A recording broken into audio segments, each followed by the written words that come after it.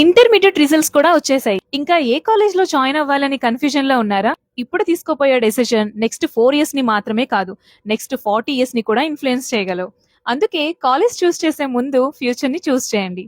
Welcome to Amrita Sai institute of science and technology.